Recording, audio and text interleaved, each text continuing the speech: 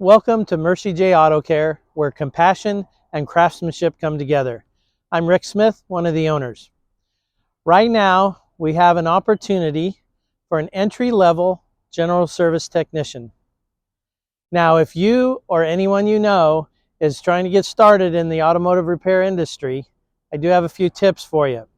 And one of them is it's very important on what shops you choose to work for in the beginning, because those shops can either help you become successful in your career or basically make you want to throw in the towel.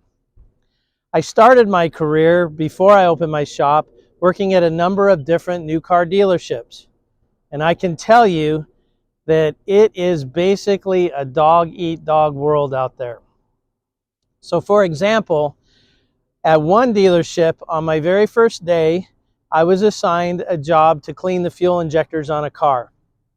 So I went to the parts department, I got the chemicals, I walked into the tool room, and I saw two injector cleaning machines.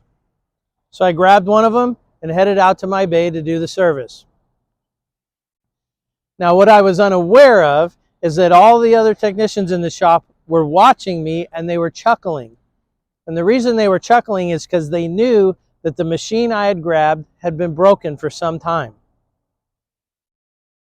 Now, unbeknownst to them, I fixed the machine, did the injector clean, and put the machine back in the tool room. Now, if I had been early in my career, I probably would have been pretty rattled. But these guys offered no help at all. Now, I'll tell you this right now. At Mercie J, this would never happen.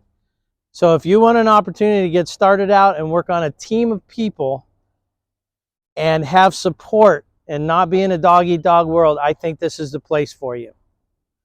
So thanks for watching this video. If you're interested, give us a call, send us an email, stop by and say hi. And if you know someone who's interested, please share. We have a couple of different videos that talk about what we need and what we're offering. So thanks for watching, and until next time, blessings and safe travels to you.